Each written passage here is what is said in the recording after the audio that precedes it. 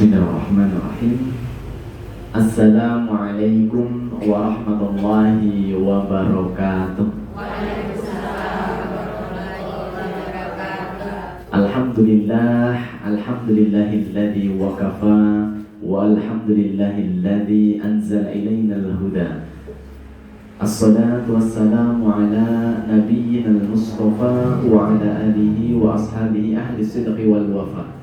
Asyhadu an la ilaha illallah wahdahu la syarika lah wa asyhadu anna Muhammadan abduhu wa rasuluh la nabiyya wa la rasul ba'dah. Allahumma salli wa sallim wa barik ala Muhammad wa ala alihi wa ashabihi ajma'in, amma ba'du. Faqad qala Allah ta'ala fi kitabihil karim, a'udzu billahi minasyaitonir rajim, bismillahirrahmanirrahim. Ya ayyuhalladzina amanu taqullaha haqqa tuqatih wa la tamutunna illa wa antum muslimun.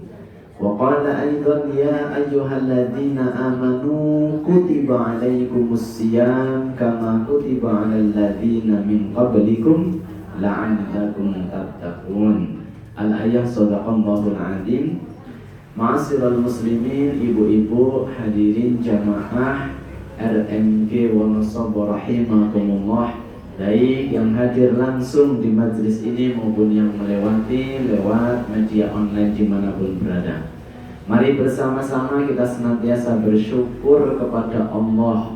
Sudahkah kita senantiasa bersyukur manakala Allah memberikan nikmat kepada kita?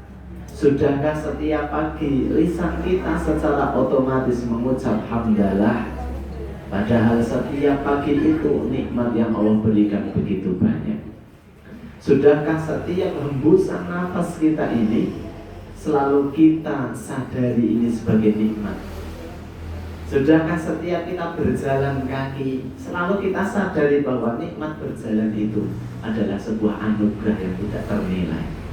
Sudahkah ketika kita tinggal beserta keluarga di rumah, pasangan, anak-anak, cucu, yang mungkin kadang membuat kita pusing, yang mungkin seringkali membuat kita repot, sudahkah selalu kita sadari bahwa itu nikmat yang selalu didamba-dambakan oleh mereka yang merantau, yang selalu rindu ingin pulang berkumpul dengan keluarga? Hadirin ibu-ibu, bahkan termasuk pagi hari ini, sudahkah kita menganggap dan menyadari bahwa duduk kita di majelis ilmu adalah sebuah nikmat? Karena ada orang yang ingin ngaji, ada orang yang ingin menuntut ilmu, tapi karena satu dua hal keterbatasan dia tidak bisa menuntut ilmu.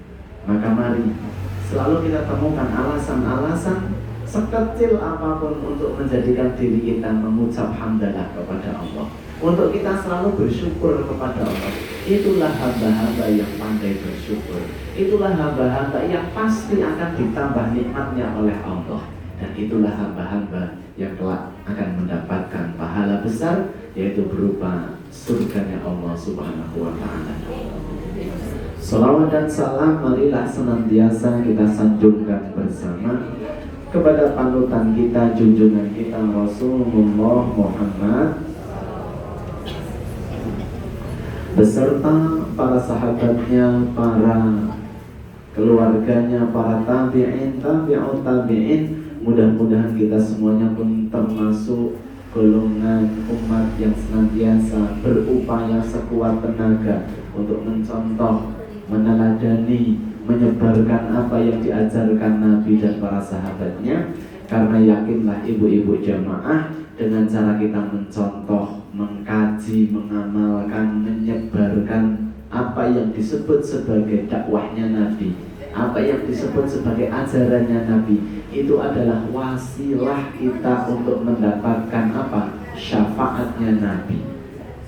Apakah kita tidak berharap kelak di yaumul qiyamah mendapat syafaat Nabi? Ibu-ibu yang dirahmati Allah, kadang kita salah mentafsirkan. Seringkali kemudian kita berharap kita nanti di hari kiamat mendapat syafaatnya Nabi. Ini betul. Sering kemudian kita diajak agar kita mendapatkan syafaat Nabi. Ini apa betul? Apakah kita pernah mencari tahu apa sih itu syafaat? Bagaimana nanti situasi dan kondisi mereka yang tidak mendapatkan syafaat? Kalau kemudian kita tidak pernah membaca, mempelajari, mungkin kita harapannya kecil saja. Bahkan mungkin ada yang tidak berharap sama sekali. Ibu-ibu yang dirahmati Allah, nanti suatu hari di waktu yang sudah dijanjikan oleh Allah, di hari yang satu harinya sama dengan 1000 tahun lamanya di dunia. Al-yawma 'indallahi ka'alfi sanatin mimma ta'udun. Satu harinya nanti di hadapan Allah seperti 1000 tahun di dunia. Kita semuanya akan berdiri sepanjang selama 50.000 tahun. Berdiri untuk mengantri, menunggu pertanggungjawaban kita di hadapan Allah. Bayangkan Bu, kita nggak bisa membayangkan berdiri pagi sampai duhur saja, kita nggak bisa. Jangankan ibu-ibu yang mohon maaf yang sewu, hampir rata-rata usianya sudah sepuh. Cucu panjenengan yang masih sekolah, yang masih kuat, SD, SMP, SMA, upacara yang 30 menit saja banyak yang pingsan. Nggak ada 1 jam, banyak yang pingsan.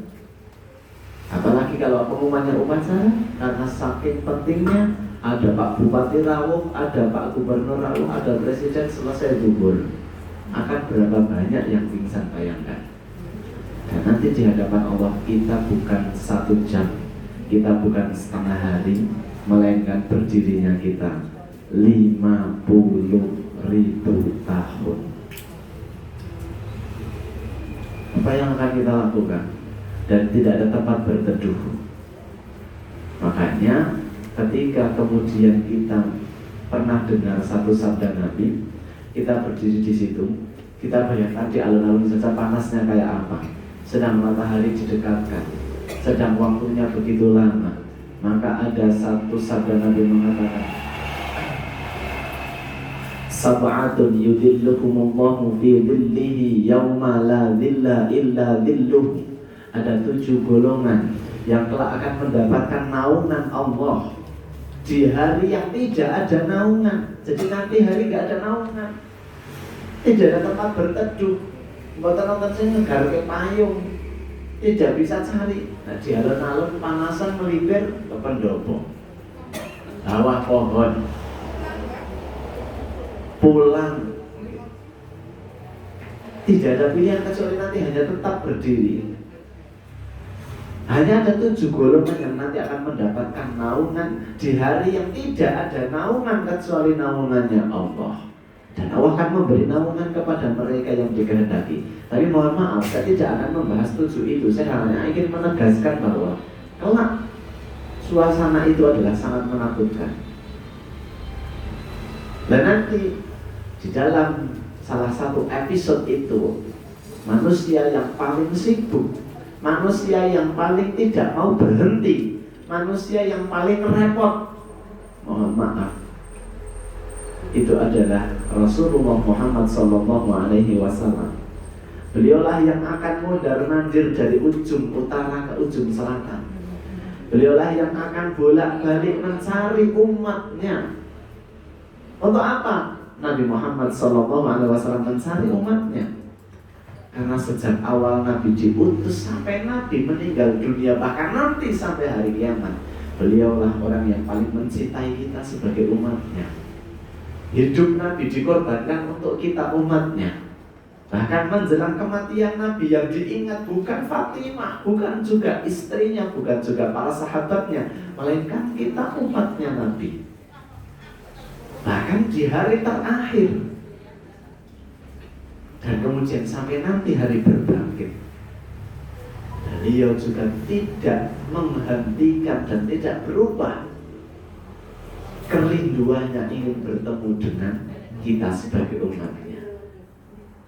Maka Nabi berjalan, aina ummati, di mana umatku, di mana umatku, dicari.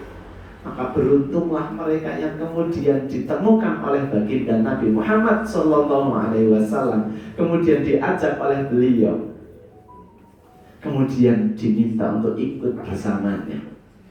Nanti akan diajak menghadap Allah Subhanahu wa Ta'ala. Lalu di hadapan Allah Subhanahu wa Ta'ala, Nabi Muhammad SAW melakukan sujud.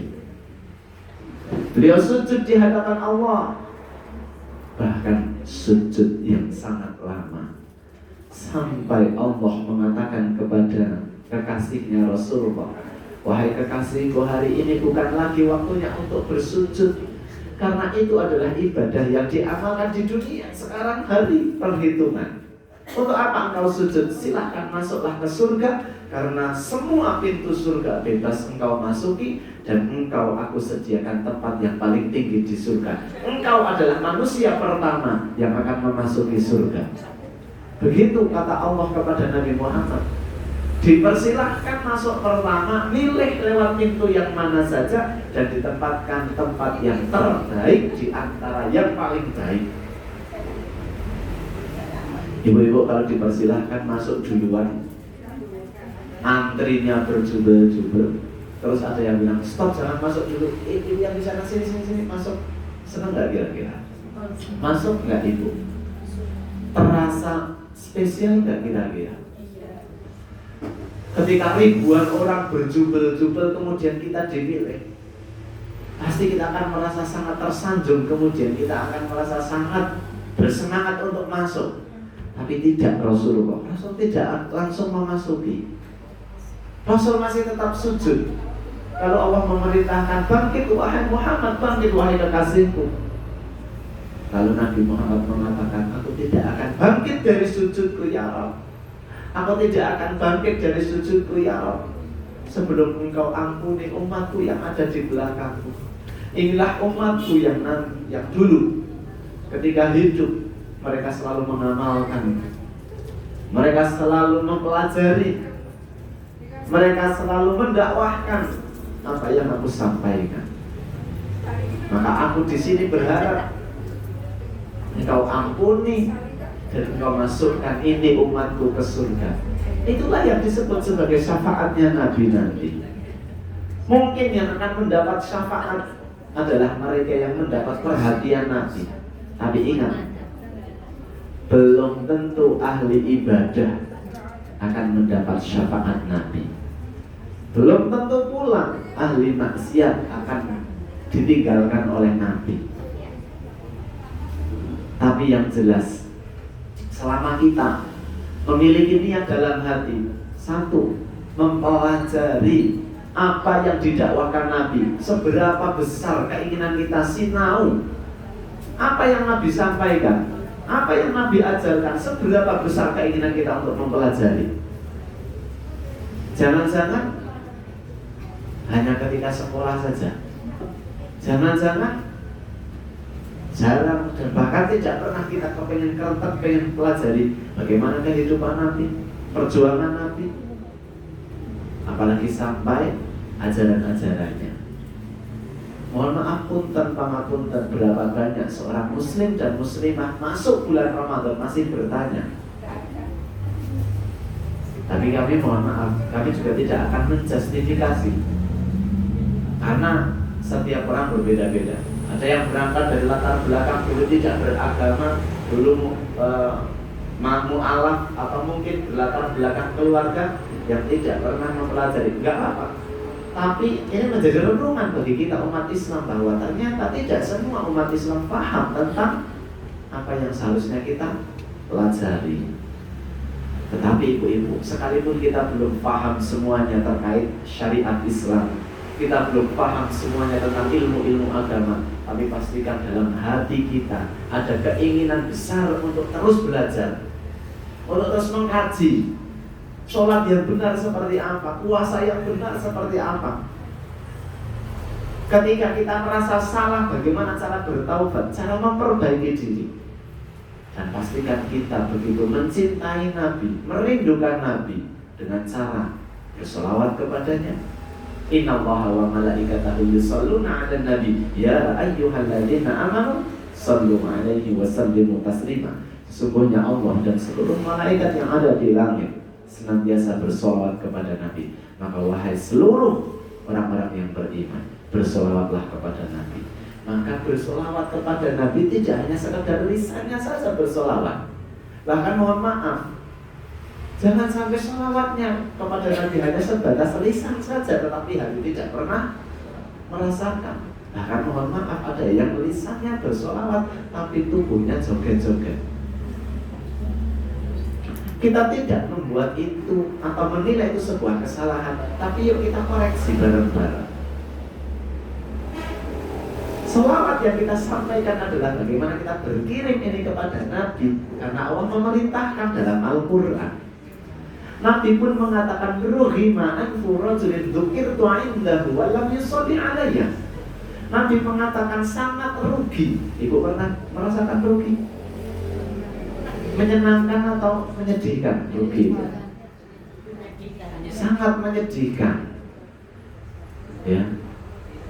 Rugi itu sangat menyedihkan. Dan kata Nabi, orang paling rugi pertama adalah mereka yang disebut namaku, kata Nabi. Disebut namanya Nabi Muhammad, dia mendengar tapi dia tidak bersolawat kepada Nabi. Maka kalau kita bersolawat kepada Nabi, pastikan itu kita tahu perintahnya. Al-Quran perintah, Nabi memerintahkan, bukan sekedar lisan yang kemudian tidak diresapi hati. Dan mohon maaf, justru malahan ibu-ibu yang dirahmati Allah, itulah kenapa kemudian pentingnya kita bermajlis taklim seperti ini. Maka tadi di awal saya mengatakan bersyukur kita ibu-ibu, kita hadir di majlis taklim seperti ini, bersyukur. Karena kita ada di taman-taman surga. Karena majelis ini adalah majelis yang dicintai Nabi, dan kita niatkan hadir ke majelis ini dalam rangka kita membalas cintanya Nabi. Ibu-ibu yang menyelenggarakan majelis ini, kita niatkan ini bagian dari membalas cintanya Nabi. Ibu-ibu yang dirahmati Allah, berikutnya kurang dari 3 pekan ya. Kurang dari 3 pekan kita sudah akan memasuki bulan Ramadan. Menariknya Ramadan itu adalah bulan yang sering diremehkan oleh banyak orang. Ramadan adalah bulan yang juga banyak disalah tafsirkan. Maksudnya adalah cara pandang terhadap Ramadan ini belum seutuhnya benar. Ini menarik. Kenapa? Karena kita berulang kali menjumpai Ramadan, tidak hanya sekali. Bayangkan ibu pernah ke satu tempat berkali-kali, hakul yakin jalannya kita hafal. Gimana Mbak? Bahkan tempat-tempat di sekitar itu kita hafal. Makanan paling enaknya mana hafal. Bahkan tempat belanja yang paling bagus tapi yang harganya murah kita hafal. Kenapa? Karena kita sering ke situ. Kita akan hafal terkait dengan yang sering kita jumpai. Tapi menariknya Ramadan sering dijumpai. Sudahkah kita hafal seluk-beluk Ramadan? Berapa kali kita semuanya menjumpai Ramadan? 5 kali ada? 10 kali ada? 20 kali ada? 40 kali ada? Dan kita belum sehafal itu dengan Ramadan. Astagfirullahaladzim. Tetapi tidak apa-apa ibu-ibu. Tidak apa-apa karena kita sekarang hadir di sini.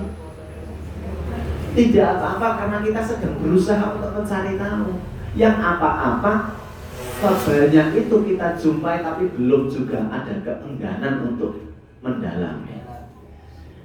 Ibu-ibu yang dirahmati Allah, ayo kita lihat Ramadan dari sudut pandang yang lebih hebat lagi. Bukan lagi kita melihat Ramadan sebagai hari kulaan dan hari dodolan saja. Tidak lagi kita melihat Ramadan sebagai hari beli baju baru sekeluarga saja. Bukan lagi hari kita noto-noto rumah api-apian, totonanan, baik itu penampilan, interior sampai makanan. Bukan hanya sekedar itu. Bukan hanya kita ubiang dan ubium. Tahu ubiang dan ubium? Iya. Nggak salah sebetulnya terkait yang tadi disampaikan. Yang salah adalah ketika kita menyia-nyiakan Ramadan. Yang salah adalah ketika kita tidak memanfaatkan Ramadan. Yang salah adalah ketika kita tidak menganggap penting Ramadan. Padahal orang-orang yang beruntung diantaranya adalah mereka yang berjumpa bulan. Kenapa beruntung ibu-ibu? Kenapa kok ketemu Ramadan untung? Iya, banyak alasannya. Satu, bulan pengampunan, bulan penuh maghfirah, yang Allah akan ampuni dosa-dosa kita. Sedangkan kita harus menyadari diri kita penuh dengan berapa banyak dosa yang kita dapatkan dari panca indera kita, dari mata, dari hidung, dari telinga, semuanya menyumbang dosa. Astagfirullahaladzim. Ramadan hadir akan menghapus itu. Apakah tidak beruntung kita? Apakah tidak senang kita dengan itu? Kita kadang-kadang berterima kasih kepada seseorang hanya karena orang tersebut sekali berbuat baik kepada kita. Contoh, ibu pulang dari RMG, kajian pagi di RMG, pulang naik angkot, ngadang bis di depan situ, ngadang angkot di depan situ. Qadarullah di dalam salah satu penumpang ada kenalan kita, tetangga kita atau teman kita, dibayari. Berapa kali kita mengucap terima kasih?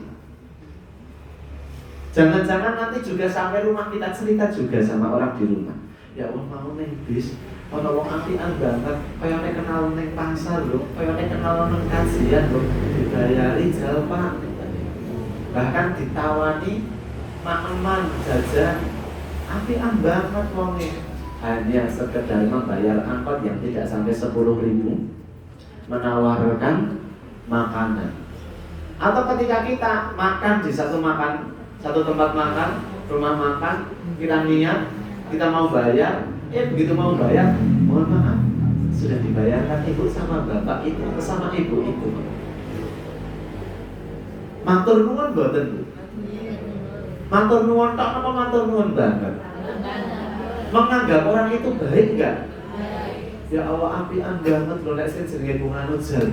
Maaf ki wong telu dibayari. Itu hal yang bagus sekali. Kita berterima kasih kepada kebaikan orang, itu pun perintah Nabi. Tapi yang sedang kita bahas sekarang adalah kita mudah melihat kebaikan orang kepada kita yang hanya sekali atau beberapa kali, dan jumlahnya juga sangat terbatas. Kita mudah berterima kasih. Tapi kepada orang-orang dekat kita yang hampir setiap hari berbuat baik kepada kita, siapa itu? Orang tua kita, pasangan kita, anak-anak kita, tetangga kita. Berapa kali mereka berbuat baik kepada kita? Sehebat itu enggak terima kasih kita kepada mereka? Maka wajar ada satu pepatah mengatakan bahwa 1000 kebaikan itu kadang tidak terlihat, tapi cukup hanya satu kesalahan, maka itu akan terlihat dan menghapus 1000 kebaikan. Itu kenapa ada pepatah mengatakan, karena nila setitik rusak susu sebelah. Ketika ada seorang dosen, seorang ustadz, seorang guru mengajarkan, guru les, guru privat mengajarkan, yang dia ajarkan berbuah kepandaian, kepintaran, mencerdaskan, tapi suatu hari yang diajarkan rumusnya salah, maka yang disorot adalah satu kesalahannya, tidak kebaikannya. Dan itu rumus dunia yang tidak perlu kita risaukan, ibu-ibu. Tapi perlu kita renungkan. kebaikan orang yang sebentar dan sedikit saja. Kadang ya Allah matur nuwun nggih Pak, padahal bayar ke angkot 5.000. Matur nuwun Ibu, bayar ke bakso mungkin 25.000. Tapi anak-anak kita, pasangan kita yang hampir setiap saat berbuat baik, kadang rapelan terima kasih. Dan yang lebih dahsyatnya lagi, Allah tidak pernah berhenti memberi kepada kita. Setiap hembusan nafas Allah memberi, tapi belum setiap waktu itu kita berterima kasih. Kapan terakhir kita berterima kasih kepada Allah? Ya Allah, terima kasih hari ini aku masih diberikan hidup. Ya Allah, terima kasih hari ini aku masih sehat. Ketika ibu berangkat ke kamar mandi, pernahkah kemudian ya Allah, kok ke kamar mandi seusia ini masih sendiri dan lancar? Makasih ya Allah, karena di usiaku ada yang lebih muda ke kamar mandi harus diantar, bahkan nggak bisa sampai ke kamar mandi. Pernah nggak kemudian kita ngobrol sama Gusti Allah kayak gitu dalam doa kita? Ya Allah, Engkau itu baik banget. Zikirku saja sesempatnya, sholatku saja terburu-buru, tapi kok baik ya Allah, makasih. Gak apa-apa pakai bahasanya ibu mawon, tapi itu keren banget Bu. Ada koneksi yang kuat antara kita sebagai hamba dengan Allah Sang Khalik. Maka Ramadan besok kita harus banyak berterima kasih kalau kita sampai di usia itu. Per tanggal 1 Ramadan, bahkan malamnya kita tarawih pertama, kita harus langsung berterima kasih, melebihi terima kasihnya dibayari angkot, melebihi terima kasihnya ditraktir bakso. Begitu kita masuk ke masjid, ya Allah, alhamdulillah waktu ini aku masih Engkau izinkan masuk di malam Ramadan. Kita melaksanakan ibadah tarawih, salam kanan salam kiri sambil zikir, ingat-ingat ya Allah, makasih ya Allah, Kau beri kesempatan pendosa ini ya Allah. Diri ini banyak dosa, Kau beri kesempatan dan Kau tidak pernah langsung. Coba kalau kita kan tadi satu salah saja langsung diingat-ingat. Allah itu sebaliknya, berkali-kali salah. Allah itu bilang gini, sopo ngerti kok apik. Itulah Allah. Kalau kita ya Bu, ada tetangga, ada teman, ada saudara, satu famili saja, pasti ada sesuatu yang membuat hati kita tuh nyesek banget. Pasti itu rumus, gak usah dibanding-bandingkan. Semua kita punya. Di dalam keluarga kita pasti ada orang yang menjengkelkan, yang membuat hati ini astagfirullah. Semua pasti punya. Ibu-ibu tidak perlu bercerita ke siapapun karena semuanya punya. Dan itu adalah sunatullah. Tapi ibu-ibu, kebalikannya kita dengan Allah. Kalau dengan manusia kita deling-deling, nggak ngerti yang salah. Apalagi yang salahnya langsung dolim sama kita, ingat-ingat. Tapi kalau Allah, kita dan manusia sebagai hamba Allah itu salah, bahkan salahnya berulang-ulang sampai kemudian malaikat seakan-akan mengatakan, ini nih ahli neraka. Allah seakan-akan menjawab dengan belum tentu. Sapa ngerti ngesuk wong kuwi tobat, sapa ngerti wong ngesuk kuwi dadi wong apik. Malaikat mana dia aja gak pernah berbuat baik, ngaji aja jarang. Sapa ngerti? Allah itu selalu seperti itu.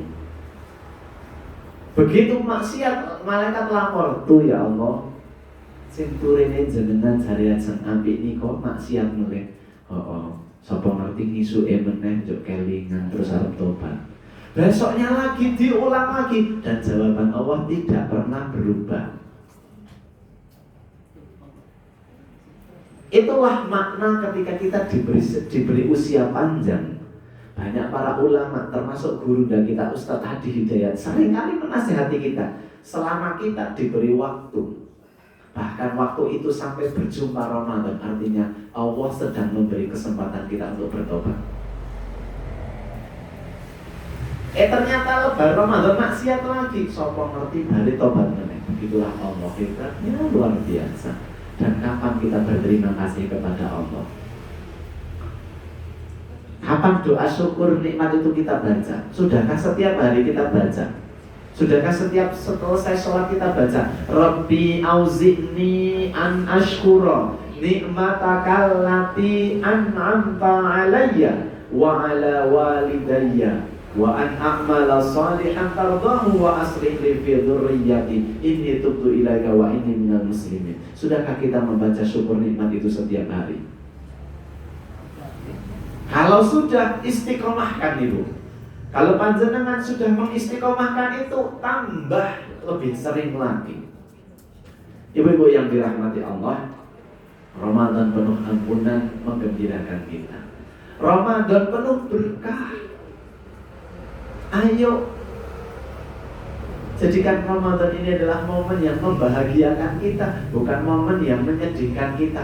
Ibu nggak boleh lagi mengatakan Pak duitnya di wis meh bodoh, jadi rong naik duit. Hilangkan. Ibu mohon maaf ini.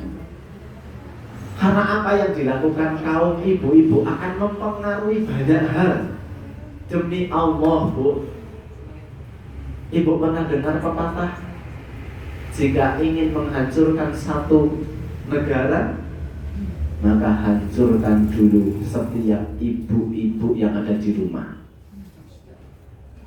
Karena apa yang dilakukan ibu akan langsung berpengaruh kepada banyak hal. Apa yang dikatakan ibu akan berpengaruh kepada banyak hal. Hakul yakin. Yang dikatakan ibu kepada suami, yang dikatakan ibu kepada anak-anak, itu akan menjadi pengaruh. Damai dan tidaknya rumah tangga juga tergantung dari ibu-ibu. Ketenangan anggota keluarga tergantung ketenangan seorang ibu. Kalau ibunya tenang, maka tenang rumah tangganya.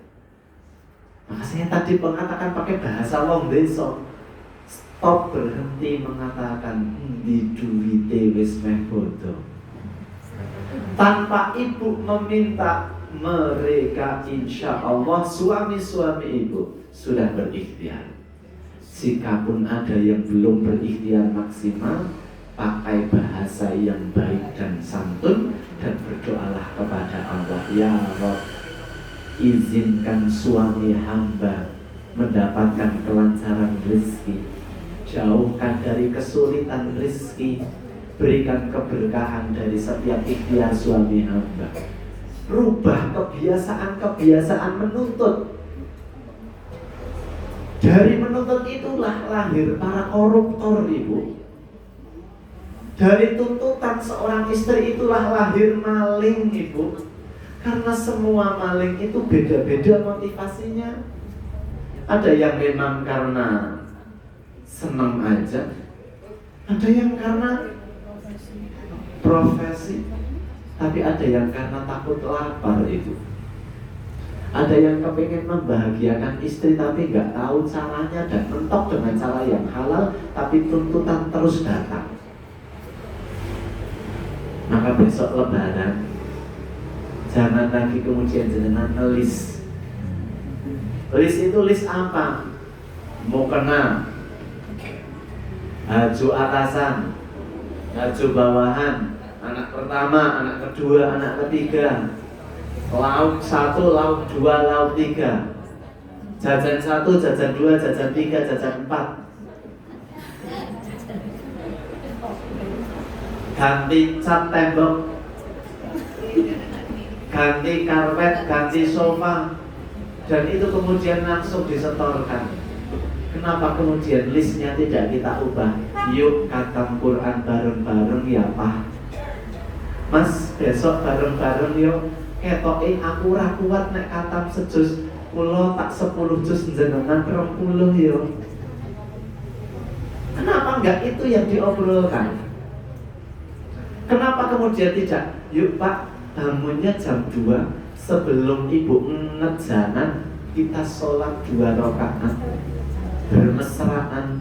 Bapak yang jadi imam, saya jadi makmumnya.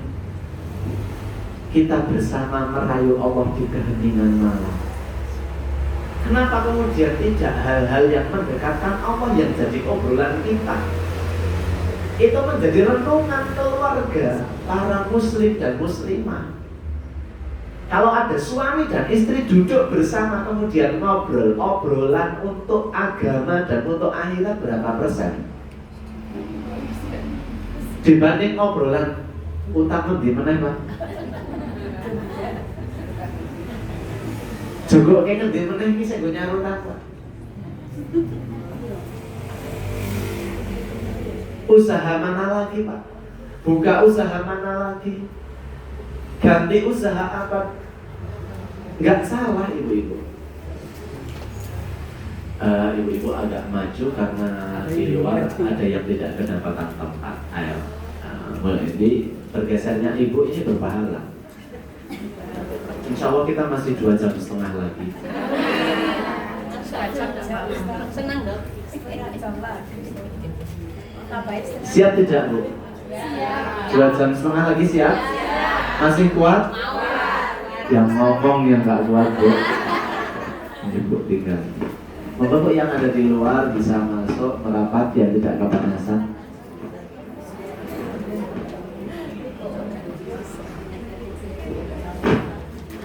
Ibu-ibu yang dirahmati Allah, mari kita lanjut lagi. Ramadan penuh, bulan penuh ampunan kita kejar. Kita berharap dosa-dosa kita tadi bisa Allah ampuni di bulan Ramadan.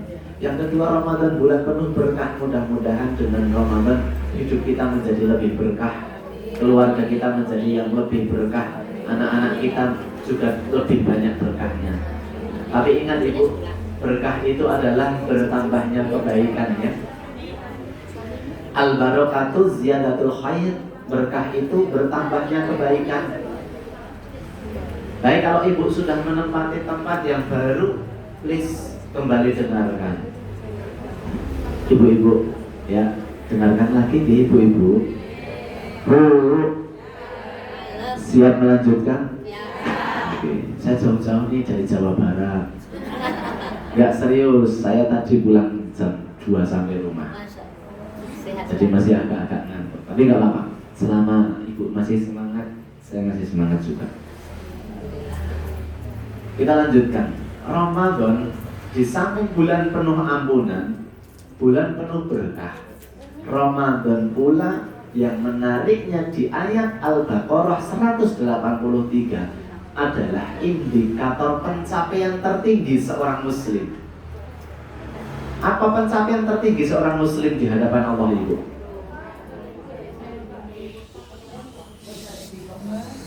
Pencapaian tertinggi kalau sebagai misal pemain atau atlet sepak bola atau atlet apapun, ketika dia bisa masuk Olimpiade, itu pencapaian tertinggi.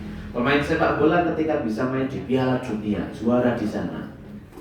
Nah, kalau pencapaian tertinggi seorang muslim di hadapan Allah itu apa, Bu? Apa?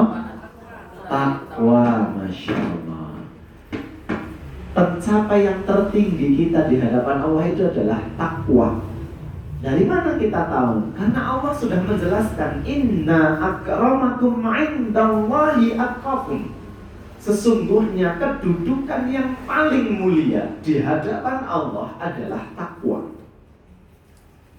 Makanya surat Al-Baqarah 183 ujung ayatnya mengatakan la'allakum, perintah depannya tentang apa? Ya ayyuhalladzina amanu, wahai orang-orang yang beriman ya. Kutiba alaikumus siyam kama kutiba alal ladzina min qablikum. Diwajibkan atas kalian semuanya berpuasa di bulan Ramadan seperti halnya Allah mewajibkan pula kepada orang-orang sebelumnya. Jadi ada hubungan antara puasa Ramadan dengan takwa, yang mana takwa adalah kedudukan tertinggi. Saya ulang nih Bu, biar kita paham semuanya. Perintah puasa Ramadan full 1 bulan penuh itu ada hubungannya dengan derajat takwa, di mana takwa adalah kondisi tertinggi di hadapan Allah. Siapa sih yang nggak mau memiliki tempat tertinggi di hadapan Allah? Semua kita pengen pasti. Tapi tadi kembali ke pertanyaan awal yang tadi kita bahas, banyak yang hanya kepingin tapi sedikit yang berusaha. Saya ulang nih, banyak yang kepingin tapi sedikit yang berusaha. Yang kepingin sampai Olimpiade hampir semua atlet, tapi yang berusaha untuk sampai ke sana tidak semuanya. Cristiano Ronaldo, favoritnya cucu-cucu ibu, putra-putri ibu, itu mengatakan banyak yang kepengen menjadi pesepak bola nomor 1 di dunia dengan gaji sehari sampai puluhan miliar sehari, Bu. Sekarang gaji sepak bola tertinggi itu di angka kurang lebih per harinya itu puluhan miliar, Bu. Per hari itu. Tapi dia mengatakan banyak yang kepengen tapi tidak semuanya mau dan berusaha. Karena setiap yang terbaik pasti usahanya lebih hebat. Pun zaman sekolah biyen, nek wonten bocah paling pinter mesti lesinau paling sregep. Liyane dolan maca. Sing kepengin pinter sak kelas, ning sing urut wani sinau dan berusaha boten kathah. Nek pengen semua pengen. Ketika lomba naik tingkat kabupaten, semua pengen juara 1 tingkat kabupaten, tapi hanya sedikit yang berani berusaha sampai menuju yang terbaik. Sama halnya terkait Ramadan. Ramadan harus sampai takwa, karena takwa terbaik, tapi tidak semua orang berusaha menjadi takwa. Buktinya apa? Buktinya banyak yang masuk Ramadan pikirannya tadi masih yang tadi kita bahas bersama. Itu fix dan itu fakta, makanya besok kita harus rubah itu semuanya. Karena dari perkataan ibu saja langsung berpengaruh ke seluruh lini kehidupan keluarga. Gak usah jauh-jauh masyarakat luas, terlalu luas pembahasan kita. Berangkat dari keluarga.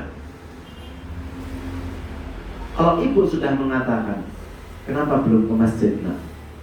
Nah, yang ada di dalam pikirannya anak adalah bahwa ke masjid itu ibu akan senang. Ke masjid itu bagian yang diperhatikan ibu.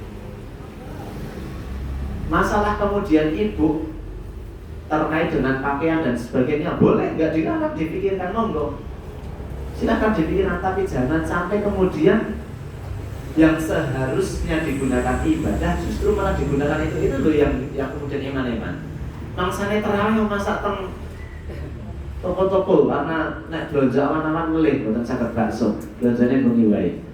Itu yang nggak boleh dalam perspektif agama loh. Dalam perspektif agama nggak boleh. Karena kita mendahulukan kepentingan yang sedikit daripada kepentingan yang besar. Ya, maka la'allakum tattaqun ini yang harus kita kejar. Untuk menjadi orang bertakwa dengan Ramadan tidak mungkin kita dapat dengan usaha hanya biasa-biasa saja. Apalagi dengan landasan tidurnya orang puasa itu pahala. Gak mungkin dapat takwa, Bu. Itu hadisnya salah kok. Tadi andalan. Jangan pernah mengeluhkan urusan dunia, Ramadan dijadikan alasan. Ramadan itu syariat yang besar, Bu. Kok dadake alasan urusan dunia? Niku nesu Gusti Allah. Kalau saya seorang pekerja, kemudian saya mengatakan, bos, balik kasih, bos, poso. Padahal puasa itu tidak boleh menjadikan alasan urusan kepentingan dunia kita. Nyambut gawe ini luwih enteng, bayarannya kan luwih gede. Poso kok beli temen bos, THR bos. Gaweane pengen sidik, ning bayarannya pengen akeh. Kepingine mlebu swarga. Yo kon ngomong aneh mawon iki. Sinten sing aneh nggih kula jenengan kabeh. Tidak usah menunjuk orang lain, paling penaknya menunjuk awak sendiri. Ya kan? Ibu-ibu yang dirahmati Allah, maka ayo kita kuatkan sejak sekarang niatnya. sahurnya kalau ibu-ibu nih, saya katakan Bu, saya senangnya menyampaikan di depan ibu-ibu karena sekali ibu-ibu bisa berubah, rumah tangga bisa berubah. Satu, idza shallatil mar'atu khamsaha wa shamat syahraha wa hafizat farjaha wa ata'at zawjaha faqila laha udkhulil jannata min ayyi abwabin syi'ti.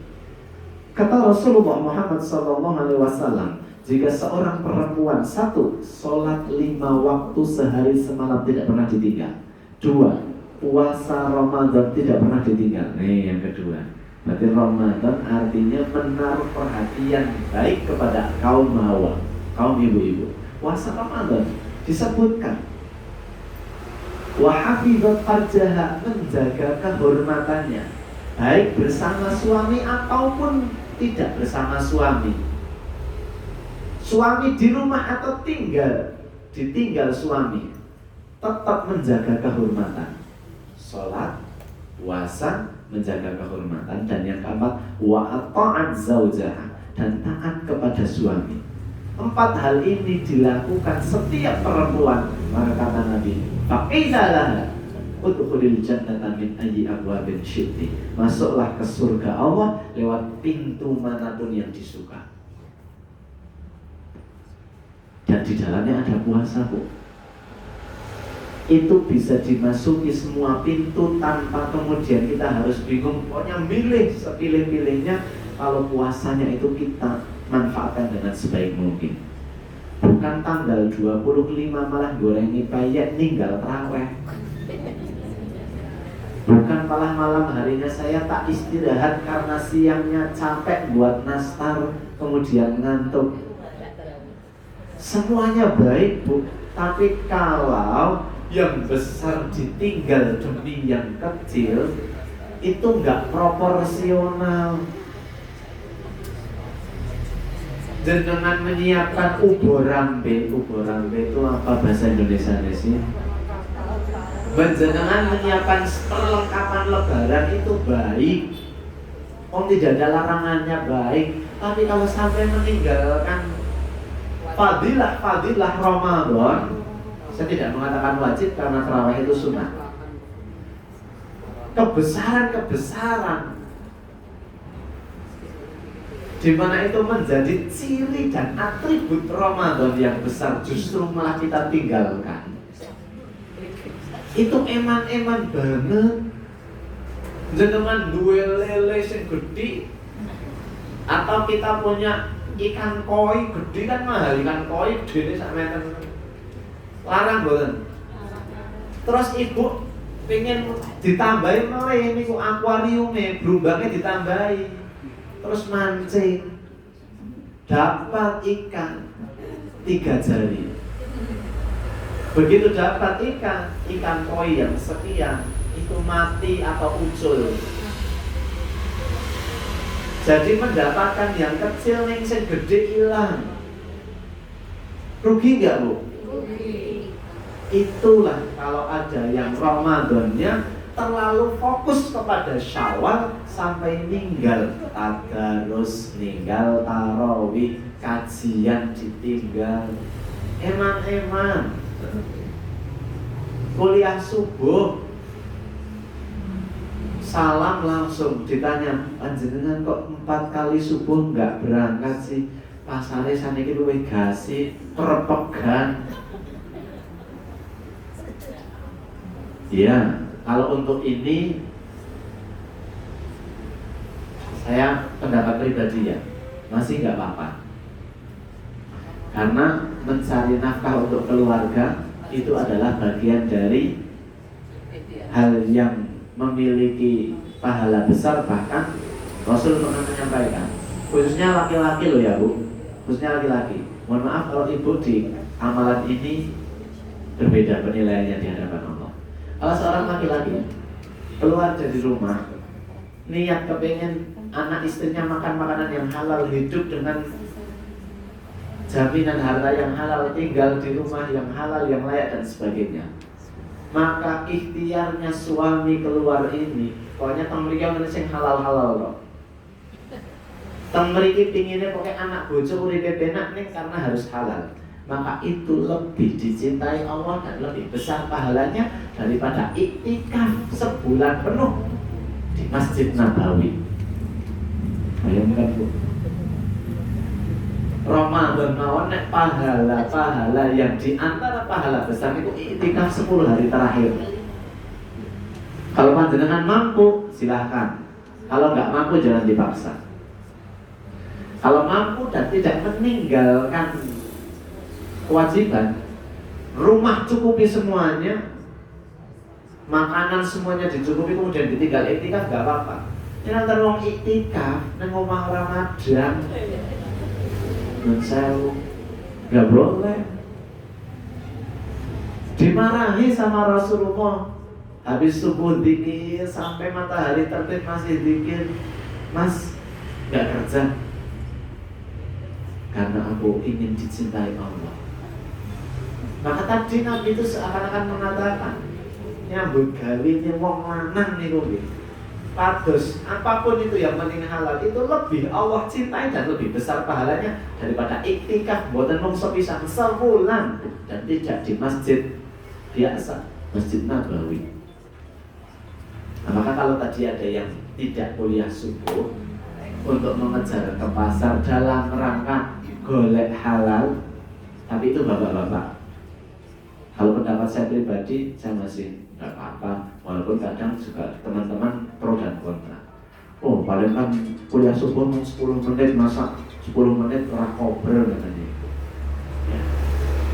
Tapi kalau tarawih, ya, tadarus Al-Quran kok sampai ditinggal, itu eman-eman sekali. Jangan ya Bu ya, jangan. Kemudian Ibu, satu lagi terakhir. Kita sudah di jam 9. Rugi ma'an furajulin dakhala alaihi Ramadan thumma salaha qabla an yughfara lahu. Jadi di awal sudah sedikit dibahas. Sangat rugi orang-orang yang kalau diberi kesempatan masuk bulan Ramadan sehat. Nah, ini kalau ibu masuk Ramadan kok sehat, syukurnya harus ditambah. Sekarang rumah sakit penuh Bu, informasi update terakhir. Kalau ada orang mau masuk rumah sakit, terus dia mau opnam, dia kadang antrinya di UGD lama biasanya, karena bangsalnya penuh. Ya, sekarang tipes dan DB cukup banyak di Wonosobo khususnya. Kita punya 3 rumah sakit, RSUD, RSI, dan PKU, semuanya penuh. Dan mereka sedang harap-harap cemas. Apa? Meh Ramadan ora sehat-sehat, iso poso-poso ora iki. Ya. Maka ayo kalau besok masuk Ramadan kok sehat, infaknya biasanya 5.000 tambah jadi 6.000. Jadi 7.000. Yang biasanya 2.000 jadi 4.000. Yang biasanya 10.000 nambah 12.000, syukur nambah 15.000. Dalam rangka saking matur nuwune kalih Gusti Allah. Gimana? Jadi kita itu amalnya itu wonten landasane. Landasan perintah Allah, landasan perintahnya Nabi, dan ada landasan kita ingin berterima kasih kepada Allah atas nikmat yang banyak. Oke. Syukur-syukur ibu punya matematika sendiri. Untung biasa, pokoknya 5% saya ambil. Saya mau matur nuwun sama Gusti Allah, karena Allah yang menggerakkan pelanggan, karena Allah yang menggerakkan saya menjadi untung, karena Allah yang menggerakkan tanaman kemudian tumbuh, Allah yang menggerakkan berbuah, dan Allah yang menggerakkan harga menjadi mahal. Pas aku panen larang regane, maka 5% sama saya akan ambil. Kalau kemudian di luar hitungan kita, kan itu ibu-ibu pasti punya hitungan. Tapi kok ternyata lebih dari hitungan, ambilnya prosentasenya harus nambah. Contoh misalnya, hitung-hitungan ibu sehari 200.000 dapat. Itu karena izin Allah hari itu dapat 400.000, 2 kali lipat. Maka persentase sedekah itu harus ditambah. Kenapa? Dalam rangka kita berterima kasih kepada wong mau kalian sing bayar ke angkot mung 5.000 wae. Turun dile-dile tekan omah dicerita-ceritane. Ya. Dan bukan hanya ibu, kalau suami juga. Kalau ibu tinggal menerima beres, suami lebih dilancarkan sama. Ambilnya juga kalau bisa didata. Gitu ya. Ini bagian dari kita la'allakum tattaqun nanti di bulan Ramadan.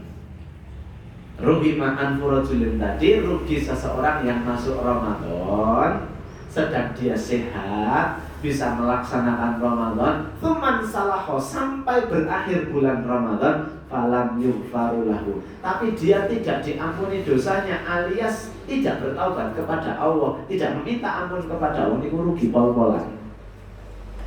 Karena diberi usia, ya dinilai sehat, tapi tidak digunakan untuk membersihkan diri dari dosa, itu rugi.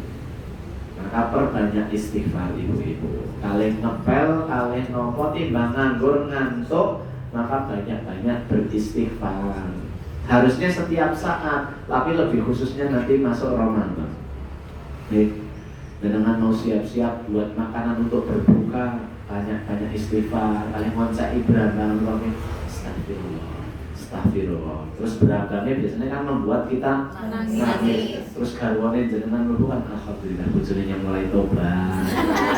Padahal nangisnya karena beragam, istighfarnya praktek ngaji. Suami langsung alhamdulillah, besok tak tambahi duitnya. Karena istighfar melancarkan rezeki di samping menghapus ampun, menghapus dosa. Istighfar memudahkan pekerjaan. Istighfar melancarkan masalah. Istighfar mendatangkan solusi. Maka perbanyak istighfar. Sudah. Anak pengen sekolah, anak pengen ujian, suami bilang begini, saudara begini, perbanyak istighfar. Karena orang-orang ahli istighfar itu doanya lebih didengar. Orang-orang ahli istighfar itu doanya lebih dikabul. Maka yuk basahi lisan kita dengan istighfar. Tapi ingat, istighfar yang lisannya mengucap, hatinya ikut beristighfar. Apa sih arti astagfirullah? Artinya apa, Bu? Astagfirullah dari kata ghafara, ya kan? Maka artinya astagfirullah, saya meminta ampun kepada Engkau ya Allah. Saya meminta ampun kepada Engkau. Nek wonten wong salah terus ndaluk ngapura, intonasine pripun? Bu, ngapura ya Bu. Bu, pangapunten nggih. Kala wingi kula kesupet. Kan intonasinya pasti rendah. Enggak mungkin. Bu, ndaluk ngapura. Karena ada orang istighfar tapi digunakan untuk ekspresi kesel, ekspresi jengkel. Contohnya ibu habis goreng lauk nih, goreng ikan lauk, di taruh piring goreng lagi. Dilihat separuh sedang dimakan kucing. Astagfirullah, kucing. Kira-kira itu kalimat minta ampun atau kalimat jengkel? Kok pakai kalimat minta ampun? Nah, ada nggak yang seperti itu? Putune loncat-loncat ngerusak. Astagfirullah lele. Kan? Astagfirullah kok dijadikan ekspresi kekesalan. Harusnya ikannya dimakan langsung. Astagfirullah. Nah, tadi itu. Tapi kayaknya nggak mungkin lah dengan kayak gitu. Langsung ambil sapu mesti. Bisa. Oke. Dan bahkan malah diajak ngobrol, malah di senani.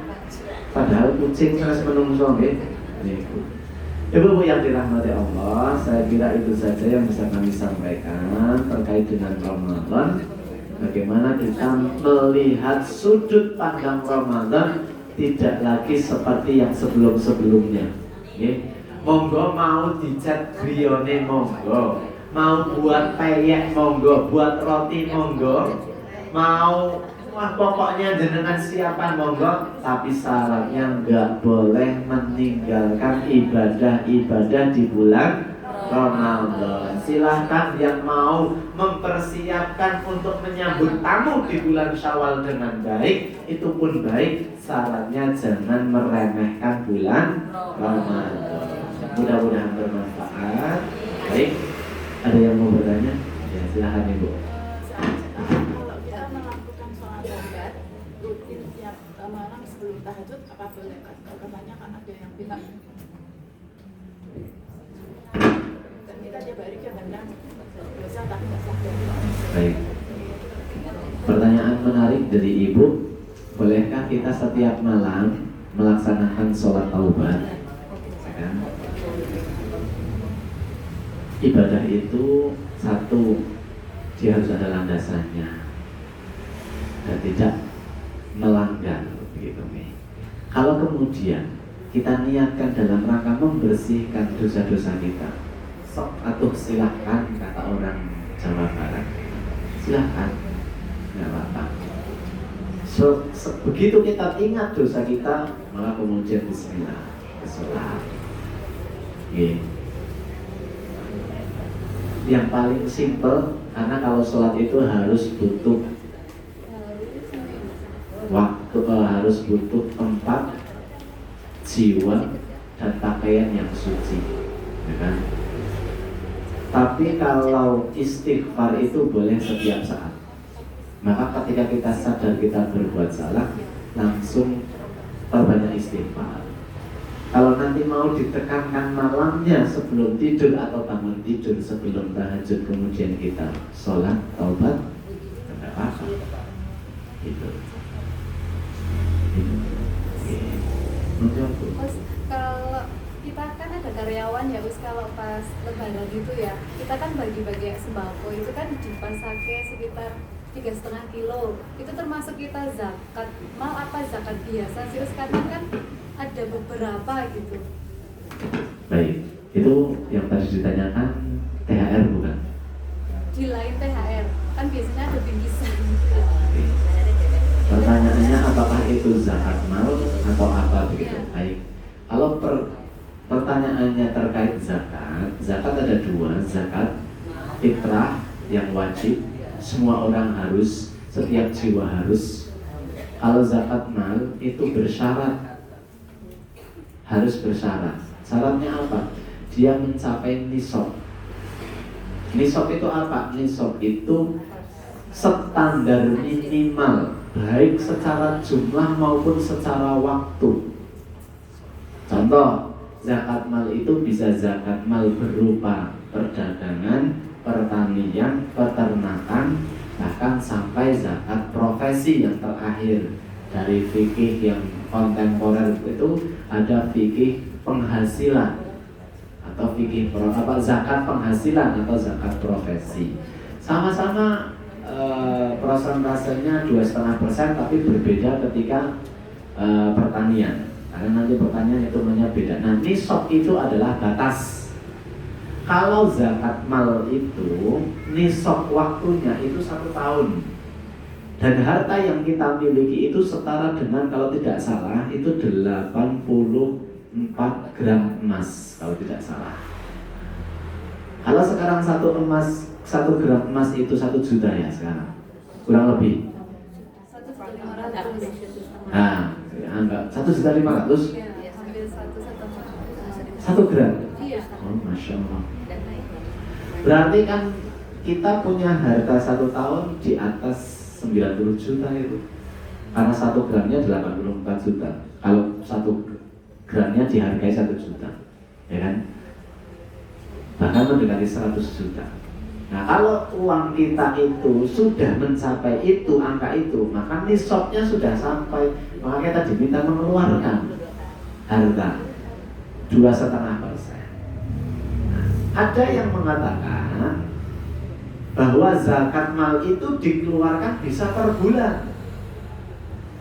Dan ada yang dikalkulasikan per tahun nanti juga boleh. Oke.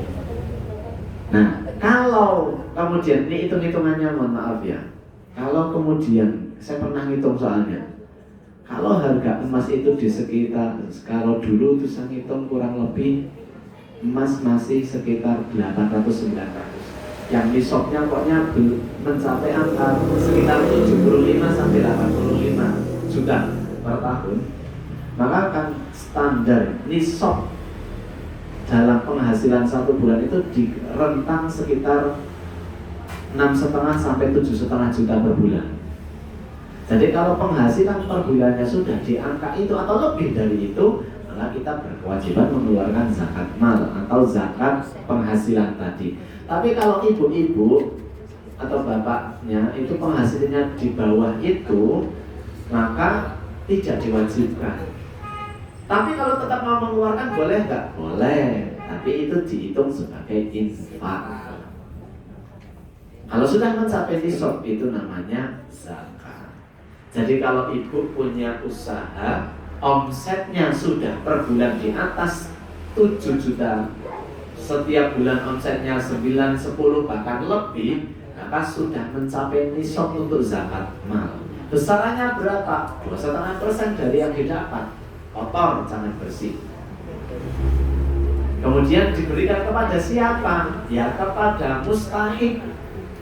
Ada 8 yang bisa dengan milih. Kan kadang banyak pertanyaan, saya kalau punya zakat itu diberikan kepada siapa? Dari banyak kriteria itu milih. Setelah dipilih, yang cari paling dekat dengan kita hidup. Contoh, ketemu fakir dan miskin, yatim dan piatu, janda. Jandanya ya janda harus bersyarat. Janda yang tidak bisa memenuhi kebutuhannya sendiri. Jangan janda kaya raya yang warisannya banyak, tinggalan lemari hektaran. Oke. Nah, setelah kita dapat fakir miskin, yatim piatu, janda tadi, dari ketiganya mana yang paling ada dekat di sekitar kita? Yatim piatu bagus, tapi di RT saya nggak ada. Adanya di desa sebelah sana. Tapi wong jompo dan janda ada, tetangga 2 dan sebagainya. Bahkan ada misal yang masih family. Atau tadi karyawan ada. Karyawan, nah, maka cari. Daripada bingung, boleh nggak Pak Ustadz kalau saya titipkan saja lah, saya mau zakat uang ada, kadang saya khawatir salah sasaran. Ya sudah, kalau kita khawatir, Islam sejak Khalifah Umar bin Khattab ini membuat badan amal, lembaga amal zakat, ya, infak dan sedekah. Pasrahkan kepada lembaga-lembaga tersebut yang bisa mengelola uang zakat dan mentasyarufkan kepada yang berhak. Datang saja ke kantornya yang terdekat di mana saja, kemudian sampaikan, saya mau zakat, zakatnya kategorinya zakat penghasilan, zakat mal yaitu zakat penghasilan. Ini mohon dibantu untuk pentasarufan ya Bapak Ibu. Itu juga boleh. Ajeng ditumpi apa nggih boleh. Mana boleh terkait dengan zakat. Satu lagi terakhir ketiga. Saya mau nanya, untuk melaksanakan sholat tarawih itu kan sama sholat malam ya. Nah itu kalau semuanya sholat witirnya dikerjakan pada waktu kita tahajud, sholat tahajud, kita witir boleh enggak? Mohon maaf waktunya sudah ini karena kami juga akan mengadakan evaluasi dan Oh iya. saya minta maaf sekali. Siap. Ini saya jawab secara singkat saja tadi. Ibu bertanya, sholat tarawih itu sama halnya dengan sholat malam, sholat tahajud di luar bulan Ramadan. Jadi kalau ibu sholat tarawih sudah sama dengan sholat tahajud, maka kalau ibu sudah sholat tarawih tidak perlu lagi sholat tahajud, langsung selesaikan saja sampai witir. Jadi kalau ibu sholatnya yang ba'da isya sudah selesaikan sampai witir saja, tidak usah kemudian ditunda. Ya. Kemudian ibu boleh mengambil jumlah rakaat yang disyariatkan yang ada perintahnya 11 dengan formasi 4-4-3 atau 11 dengan formasi 2-2-2-2-2-2-2-1 juga boleh, atau jumlah rakaat 23 juga boleh, lebih dari itu juga ada. Oke, yang penting ibu paham. Tapi jangan pernah memilih yang dengan alasan nafsu. Apa itu alasan nafsu? Walaupun kadang-kadang guyon penangkapannya. Contoh, saya mau yang sedikit neng cepet. Itu kan nafsu. Pinginnya sing sedikit tur cepet. Neng ketemu nih biasa nih sing oke neng cepet. Saya sedang tidak membahas apapun, tapi saya sedang membahas niat. Ya, ayo. Ya, niatkan dengan sebaik mungkin. Itu saja. Mudah-mudahan bermanfaat dan mudah-mudahan diberikan umur panjang sampai Ramadan nanti. Kami akhiri, nasrun minallah wa fathun qarib wa basyiril mu'minin. Assalamualaikum warahmatullahi wabarakatuh.